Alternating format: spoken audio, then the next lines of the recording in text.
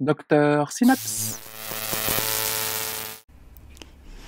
Avec nous aujourd'hui le docteur Ziyu Wang. Donc aujourd'hui c'est un ophtalmologue du CHU Brugman qui va nous présenter les urgences ophtalmologiques. Bienvenue Ziyu. Merci Mehdi. Voilà. Enchanté, tout le monde. Donc aujourd'hui nous allons parler essentiellement des urgences ophtalmologiques. Ce cours est destiné pas pour des ophtalmologues spécialistes, mais essentiellement pour les urgentistes, mais aussi pour les médecins traitants. Voilà. Merci encore. Et on y va. De rien. On est go. C'est parti.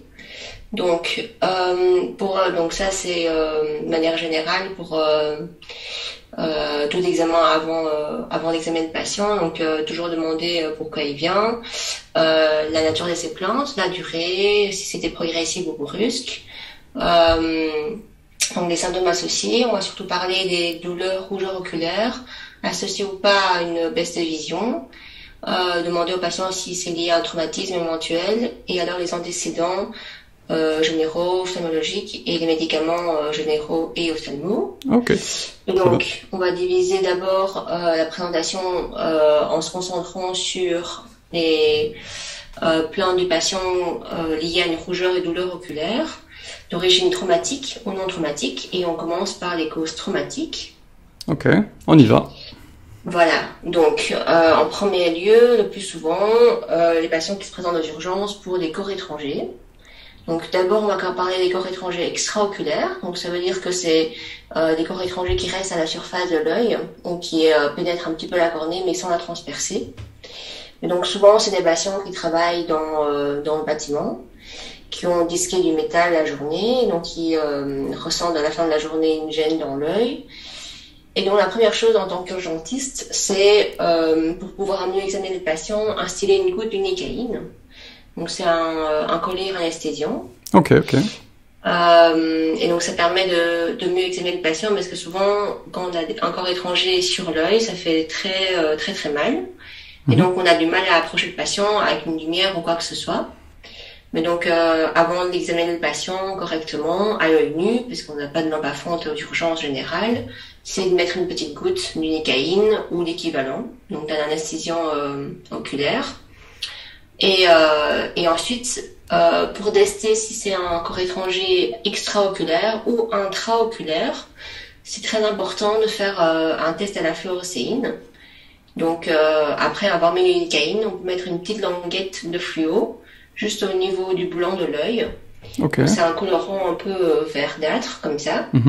Et alors on cherche s'il y a ou pas un signe de Seidel.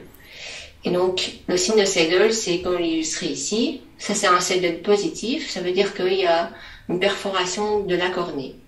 Okay. Donc ça veut dire que c'est un corps étranger intraoculaire. Mais donc le Seidel c'est quoi? C'est quand on met la fluo et qu'on voit à la lumière bleue en fait un lavement de cette fluorescéine à la surface de l'œil. Donc ça veut dire qu'il y a du liquide de l'œil qui sort par la plaie et qui lave cette fluorescéine. Ok, et ce liquide il vient d'où exactement? C'est derrière la cornée, c'est... Par exemple, si c'est un corps étranger intraoculaire qui a transpercé la cornée, ça peut le plus souvent venir de lumière aqueuse. D'accord, ok, je vois. Voilà. Mais par exemple, si c'est vraiment un œil très atteint, il peut avoir des plaies sclérales, donc des plaies au niveau du blanc de l'œil et pas de la cornée. Okay. Et à ce moment-là, si c'est très profond, il y a même du vitré, donc qui est une partie encore plus profonde de l'œil qui peut sortir. Ok, je vois. Donc tout liquide de l'œil qui lave la fluorescéine doit nous faire penser à un corps étranger intraoculaire.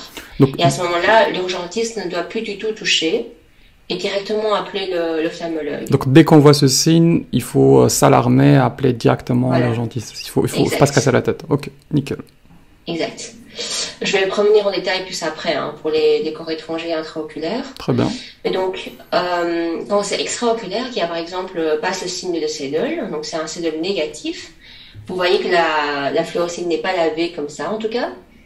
Parfois, il peut y avoir un petit lavement, mais sans couler comme ici, par des larmes du patient, souvent parce que le fait d'avoir une douleur intense, qu'il y a quelque chose dans l'œil, stimule beaucoup la production de larmes. Donc il faut faire la différence entre un Seidel positif et juste Ouais, je vois, je c'est vois. trop abondant de larmes. Hmm. Les larmes, ça s'accumule souvent au niveau de la paupière inférieure. On voit vraiment une rivière lacrymale, mais à la surface de la cornée, on voit la furocéine partout, mais sans lavement comme ça. Il faut vraiment que le liquide coule et lave l'entièreté Ok. de la furocéine pour que ce soit un cédule Et positif. c'est pour ça que peut-être c'est aussi important de mettre l'unicaïne pour que, je veux dire, Exact. pour que le patient ait moins mal et que Ouais. il produise moins de larmes, probablement, non? Oui, ça dépend. Parfois, il y a encore beaucoup de larmes, même si on met l'unicaïne. Ok. Mais donc, n'hésitez pas à remettre de la fluo pour voir si c'est effectivement un cédule positif ou c'est juste des larmes du patient. En général, les larmes du patient, ça s'accumule très vite, mais en bas. Ok, ça à retenir, ça. Ok, nickel. Voilà. Ok. Donc, si le cédule est négatif, ça veut dire qu'il n'y a pas de lavement de la fluorécine par un liquide intraoculaire. Alors, on peut directement juste regarder à l'œil nu s'il y a un corps étranger qu'on voit ou pas. Parfois, sans lampe à fond, c'est très difficile de voir à l'œil nu. Mais donc, quand vous voyez qu'il y a un corps étranger, il faut surtout pas le retirer à l'œil nu parce que c'est difficile. Il n'y a pas le matériel qu'il faut aux urgences générales. Juste proposer au patient de mettre une petite crème, donc de la téramycine, en onguent, dans l'œil. Donc, il faut abaisser la paupière inférieure et mettre vraiment dans le cul-de-sac conjonctival. Ok. Et puis, demander au patient de mettre un petit pansement qu'on peut l'appliquer comme ici, Mhm. pour juste éviter des clignements de l'œil et ainsi éviter les douleurs. Et alors, bien dire au patient qu'il faut le lendemain, ou le plus rapidement possible, aller consulter un ophtalmologue. Ouais, c'est Qui sûr. peut, alors à ce moment-là, retirer le corps étranger coincé dans l'œil. Ok, donc pas s'aventurer à essayer d'enlever le corps étranger. Sincèrement, c'est mieux de mettre ça aux mains Ouais. d'un spécialiste. Ok, nickel. Ouais. Très clair. Ok, voilà, alors on passe. Il y a des petites photos ici, donc vous voyez ici un corps étranger métallique. Ici, un corps étranger métallique coincé sous la paupière, d'où l'importance de retourner la paupière, mais à nouveau, c'est difficile de faire ça à l'œil nu, sans microscope et sans matériel adéquat. Mais donc, ça, on réserve ça aux ophtalmologues.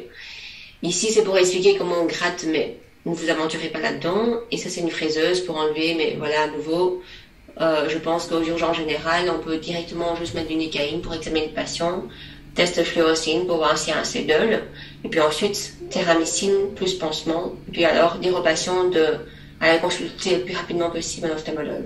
Donc ce qu'il faut retenir essentiellement par rapport à la fluo, c'est rechercher le signe de Seidel. C'est vraiment le plus important.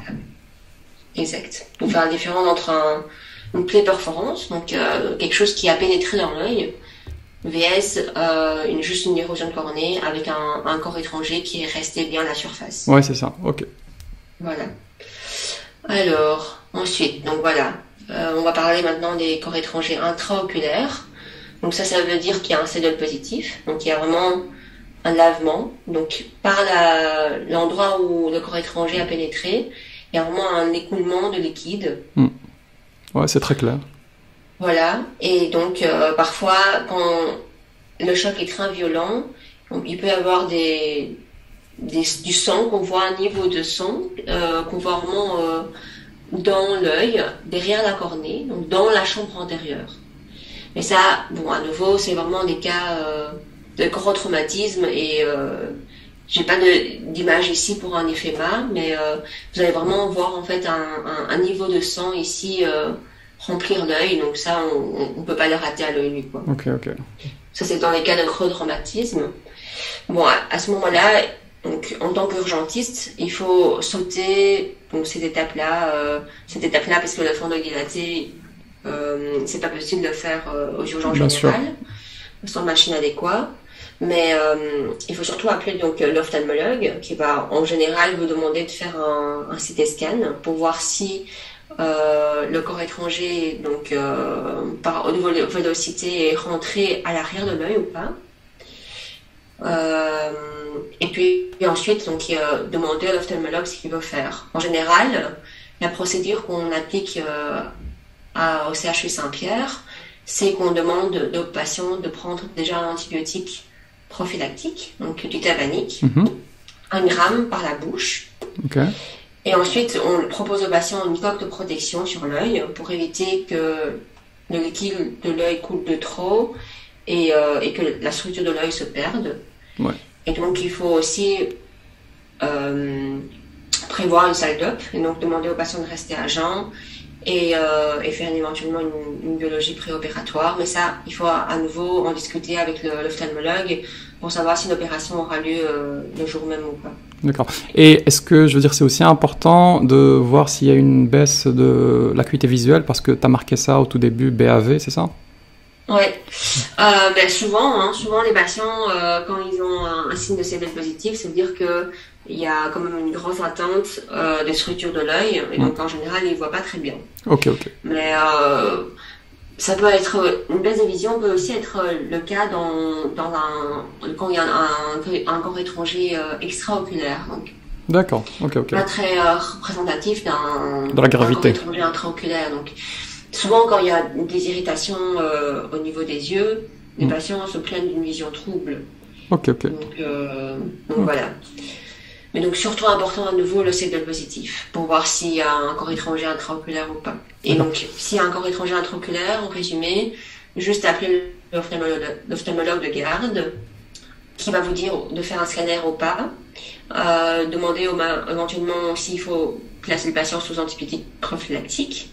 Et surtout, demander au patient de ne pas toucher son œil, mettre une coque de protection en attendant que l'ophtalmologue vienne l'examiner et confirme la plaie perforante. Petite question, vraiment c'est une question d'urgentiste, vraiment. Est-ce que le fait d'avoir un corps étranger intraoculaire, est-ce que c'est aussi une indication de vaccin contre le tétanos? C'est une très bonne question. Soit nous, on ne le fait pas. Ok. Parce qu'on protège les infections intraoculaires par le tétanique. Voilà. Et en général, quand il y a une plaie perforante, on ne s'alarme pas à savoir si le patient est en ordre de tétanos ou pas. Okay. Mais on couvre d'emblée par le tétanique pour éviter des infections, des surinfections intraoculaires. D'accord. Et on arrive toujours à enlever le corps étranger ou pas? Ça dépend de là où ça se situe. Donc ici, vous avez un corps étranger à l'arrière de l'œil, carrément, donc à l'avant de la rétine, dans le vitré. Ouais. Donc ça, il faut que ce soit un chirurgien expérimenté. Adéquat, donc un chirurgien qui sait rentrer dans le pôle postérieur de l'œil. Ça veut dire il faut faire une vitrectomie. Et ça, tous les chirurgiens ne savent pas le faire. Ouais, je comprends. Donc ça dépend un peu du chirurgien de garde. Ok, nickel. C'est très clair. Voilà. Alors on passe aux érosions cornéennes. Voilà, donc ici les érosions cornéennes, ça veut dire qu'il y a une atteinte au niveau de la surface épithéliale le plus souvent de la cornée, donc ça fait très très mal. Donc il y a souvent une atteinte comme ça que vous voyez à l'œil nu à la fluoséine, donc ça prend vraiment très très bien la fluo. La fluo s'imprègne vraiment et contourne en fait la lésion. Donc c'est souvent des patients qui ont eu un doigt dans l'œil, qui ont eu un bout de papier ou juste en faisant du jardinage ont eu un bout de végétal dans l'œil. Et donc à ce moment-là, à nouveau, il faut faire un test à la fluoséine pour voir s'il y a un CBL positif. En général, quand il y a une érosion, on voit une plage de lésion, donc comme ici, une plage fluo positive. Et ici, c'est la cornée qui s'est décollée complètement, je veux dire, une partie de la cornée qui s'est décollée. C'est pour ça qu'on a cette plage comme ça, ou? Ouais, en fait, ici, c'est j'ai pas la profondeur de l'image, mais à l'œil nu comme ça, c'est souvent une atteinte de l'épithélium cornéen. Ok. Donc c'est la première couche, si vous voulez, de la cornée, la surface qui est atteinte. Et donc la fluo s'imprègne dans le site de la lésion. Et donc c'est très typique d'une érosion par un doigt, par exemple. Ok, je vois. Okay. Voilà. Alors, en tant qu'urgentiste général, il faut, quand vous voyez ceci, qu'il n'y a pas de CBL positif, donc ça veut dire qu'il n'y a pas de liquide qui coule de cette lésion, directement, même chose que pour un corps étranger extraoculaire, mettre de la téramycine en gant à l'intérieur de l'œil, et puis un pansement. Ok, très clair. Ouais. Et demander au patient d'aller voir l'ophtalmologue le plus rapidement possible à nouveau. Alors juste, dans la pratique de Saint-Pierre, quand il y a une histoire d'érosion par un végétal, que ce soit des feuilles du jardin ou qu'il y a une histoire comme quoi il a été dans la forêt et qu'il y a une branche qui est rentrée dans son œil ou quoi, on couvre les grammes négatifs par du trafloxal. Mais donc ça, c'est juste la pratique de CHU Saint-Pierre. Mais donc, c'est juste que ça couvre un peu mieux les grammes négatifs que la téramycine. Mais bon, c'est la même chose, c'est en onguent, c'est antibiotique. Ok. Voilà. Et alors, ici, pour les larges érosions, on peut mettre des lentilles de contact pansement, mais à nouveau, ça, c'est difficile de faire aux urgences générales, donc ne vous préoccupez pas. Donc, c'est soit en fonction des antibiotiques ophtalmologiques que vous avez en onguent dans le service, soit des ramycines en onguent dans l'œil avec un pansement, soit du trafloxal quand il y a une histoire de végétal dans l'œil. Ok, nickel. Okay. Nickel. Voilà. Alors, les brûlures cornéennes, donc on divise ça par les brûlures d'origine chimique et les brûlures d'origine physique. Dans les brûlures chimiques, il faut savoir que les plus irritants pour l'œil, ce sont les solutions alcalines. Donc, toute l'importance de d'abord tester le pH de l'œil avec des languettes comme ça, le papier buvard. Ouais. Vous cassez un petit morceau. Normalement, il devrait en avoir ça aux urgences générales, mais je ne suis pas sûre. Si vous n'avez pas, de toute façon, le traitement reste le même. Il faut rincer au sérum physiologique. Donc, si vous avez testé le pH de l'œil pour savoir si c'est une solution alcaline ou acide, si le patient ne savait pas vous le dire, et ensuite rincer directement le plus possible avec des bébés Baxter comme ici. Okay. Éventuellement avant, mettre une goutte de collyre anesthésiant pour que le patient soit plus confortable. Et puis directement commencer le rinçage. Donc ici, vous voyez qu'il y a une petite tubulure avec ouais, je vois. Un arrosoir pour rincer l'œil. Ou alors, il y a des flapus de sérum physiologique. Donc voilà, faites avec le matériel qu'il y a. Donc le plus important, c'est de rincer l'œil atteint jusqu'à ce que le pH se normalise. Et tu as une préférence normal, c'est aux alentours de 7. Et tu as une préférence par rapport à la solution des NaCl09 ou du mixte? Parce que, en vérité, ouais, le NaCl09 c'est le plus utilisé. Et moi, j'ai l'habitude d'utiliser NaCl09 pour ce type de lésion. Je branche 1 litre et je le laisse couler pour rincer le plus possible. Ouais. Je sais pas si... Alors, c'est une très bonne question parce que je ne sais pas très bien répondre. Parce que j'ai pas vraiment fait attention avec les solutions que nous on a en ophtalmologie, le pourcentage. Mais en vrai, je pense que les petites flapules, c'est du 0,9%, ça c'est sûr. Les petites flapules, c'est du 0,9%. Alors c'est du 0,9%. Ok, nickel. Donc, nous, on a des flapules à craquer, donc ouais. Si c'est du 0,9, alors oui, il faut mettre des pipes Baxter de 0,9. Ok, nickel. Ça va? Super. Voilà, et donc tu m'apprends des choses. Bah, ensemble, voilà. Hein, moi aussi, énormément même. Super. C'est très chouette. Alors, on peut donc rincer au maximum. Ici, ce que j'ai mis en bleu, c'est uniquement pour les ophtalmologues. Donc, il ne faut pas faire attention à tout ce qui est Dopradex et atropine.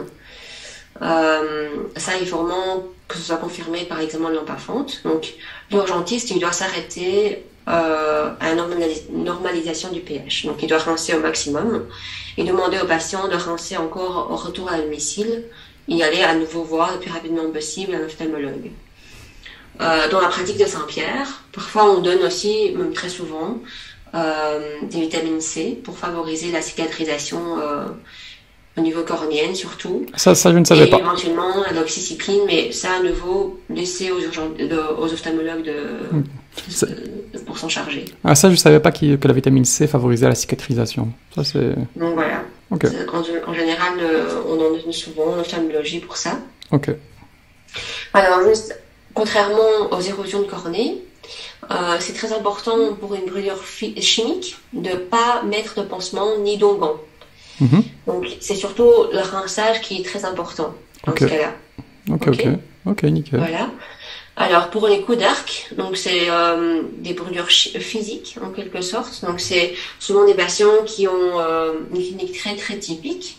Donc c'est le patient qui a soudé toute la journée et puis qui ressent une petite gêne dans l'œil, qui s'endort le soir et puis qui se réveille par exemple pour aller aux toilettes et qui est à ce moment-là à l'ouverture de l'œil des douleurs très très intenses.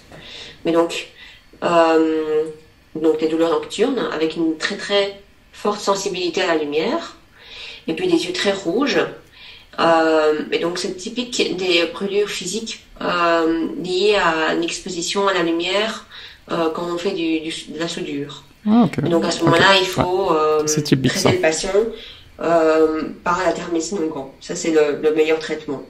Okay. Donc à nouveau test rapide à la fluorescine, mais en général l'anamnèse du patient nous oriente déjà vers ce type de lésion. Donc directement thermécine en gants et pansement. Et retour chez l'ophtalmologue dès que possible. Ok, nickel. Okay. C'est très clair. Voilà. Alors, on passe à la plaie perforante. Ouf.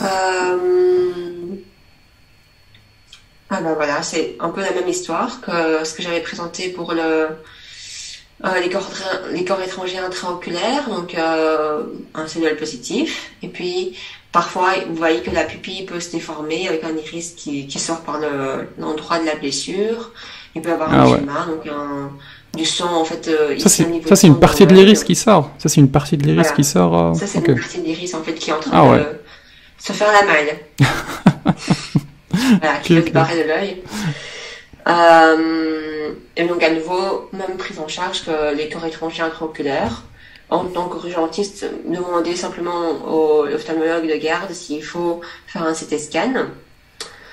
Ensuite, surtout important de mettre une coque protectrice pour éviter que le patient touche de trop à son œil et que par pression, par exemple, l'iris sort de plus en plus. Donc surtout éviter ça en mettant une coque protectrice, une coque dure, transparente, qu'on colle à l'œil. Qui en fait est souvent bombée, hein, donc une plaque protectrice qu'on met sur l'œil du patient pour éviter qu'il chipote de trop. Ouais, je vois. Et alors, prévoir une salle d'op et éventuellement demander à l'ophtalmologue s'il faut mettre des antibiotiques péros. Et le CT cérébral, il permet de détecter d'autres lésions au niveau de l'orbite? C'est surtout pour voir s'il y a des lésions en fait à l'arrière de l'œil. Parfois, quand il y a vraiment un gros traumatisme, parfois il y a des patients qui, par exemple, arrivent avec une barre de métal enfoncée dans le crâne et à travers l'œil. Donc ça, il faut faire une imagerie pour voir jusqu'où va la barre de métal. Donc c'est vraiment en fonction de l'attente du patient. Et s'il y a un corps étranger que l'ophtalmologue objectif, par exemple, au niveau du vitré, donc qui a transpercé déjà une grosse partie de l'œil.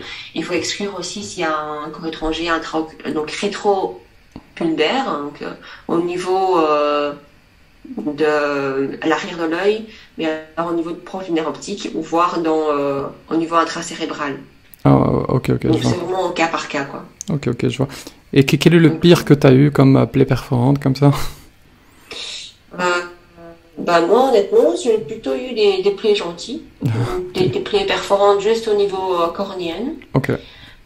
Mais je sais que, j'ai déjà vu des images de collègues qui travaillent dans d'autres hôpitaux, qui ont eu des gros cas, des patients qui ont travaillé sur des chantiers, puis qui ont eu une barre de métal enfoncée dans son œil. Donc ça, c'est, c'est très dur de réparer. Parfois, le patient perd son œil, donc il faut voir jusqu'où va l'atteinte. Avec une petite imagerie. Ok, très bien. C'est super clair. Voilà. Alors, les plaies palpebrales. J'en ai eu récemment.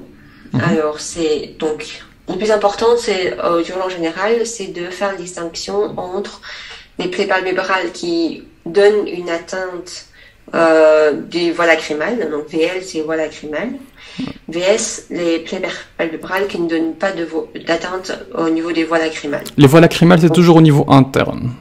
Voilà, donc ici un petit rappel anatomique, c'est que donc la glande lacrymale se situe ici, au niveau temporal supérieur, au niveau de la paupière supérieure. Les voies lacrymales par contre c'est au niveau interne, donc il y a un point lacrymal ici caché sous la paupière au niveau du rebord libre, ici à l'intérieur.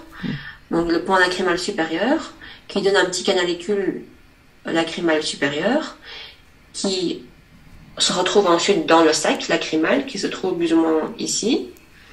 Et ici, au niveau inférieur, il y a un nouveau point lacrymal, qu'on appelle le point lacrymal inférieur du coup, qui donne à nouveau un petit canalicule, qui se rejoint avec le canalicule supérieur, et qui atterrit au final à nouveau dans le sac. Et après, aboutit aux voies lacrymales dans la partie nasale. Ok. Ok.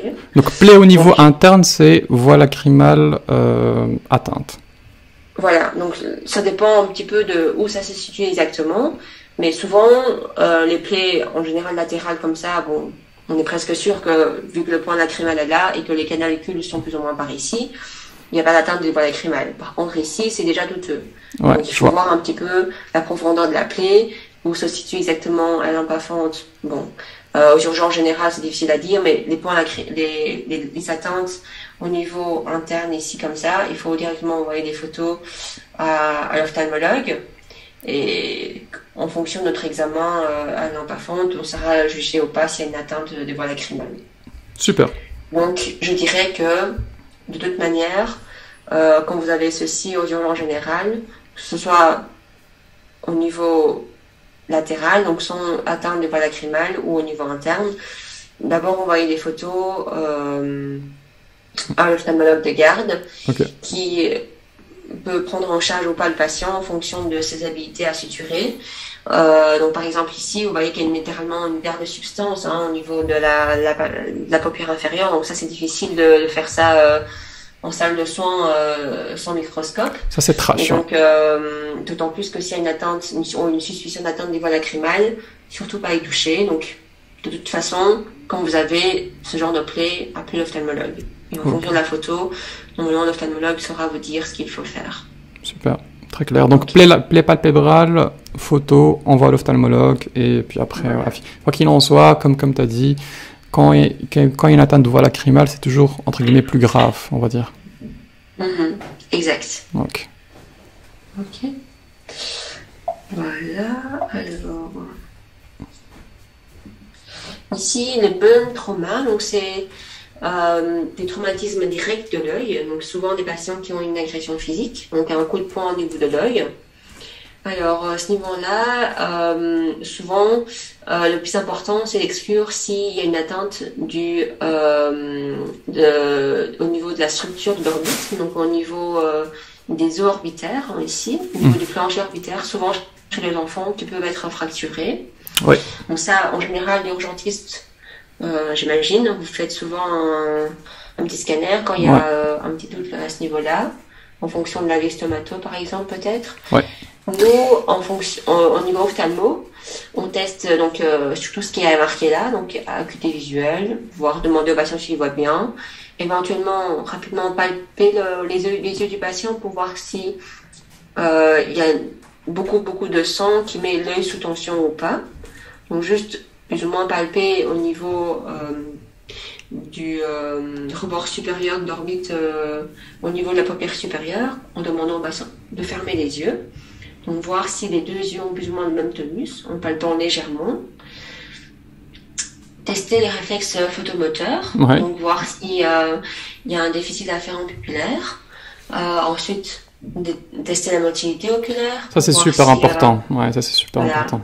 Ouais. Pour voir s'il y a un entraînement des muscles, extraoculaire ou pas. Ouais, c'est surtout le droit inférieur quand on a une lésion du plancher, parce que c'est celui-ci qui coince le plus et qui peut entraîner une diplopie. Ouais, exact, tout à fait. Ouais.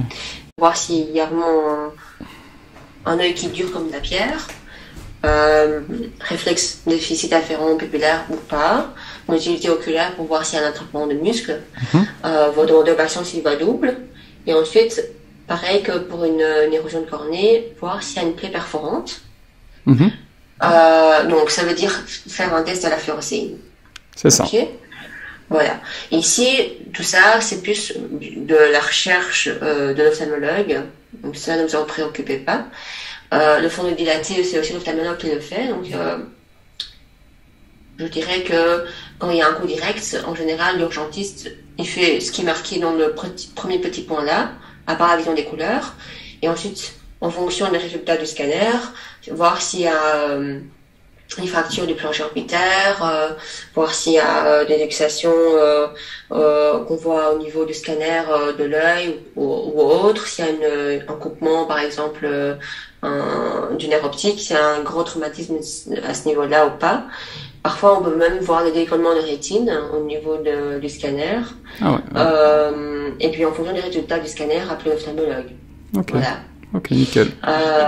Donc tout ça ici, il faut pas vraiment rechercher vu que c'est difficile de faire ça sans machine adéquate aux urgences. Donc le test à la fluo, on le fait si on a suspicion d'une plaie perforante, mais on le fait pas d'office si on a un coup direct. Voilà, parce que ça dépend un peu de l'histoire du patient. Si, Mm.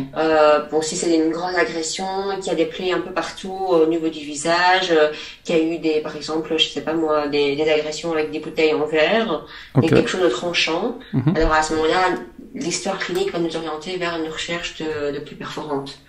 Mais si Ouais. c'est juste par exemple avec un coup de poing, ben voilà, a Mm. priori, il y a Peu de peu de risque. risque que l'œil soit tranché, quoi. C'est ça. Voici le point clé le plus important de cette partie 1. En cas de rougeur ou douleur oculaire d'origine traumatique, utilise la fluorescine à la recherche du signe de Seidel.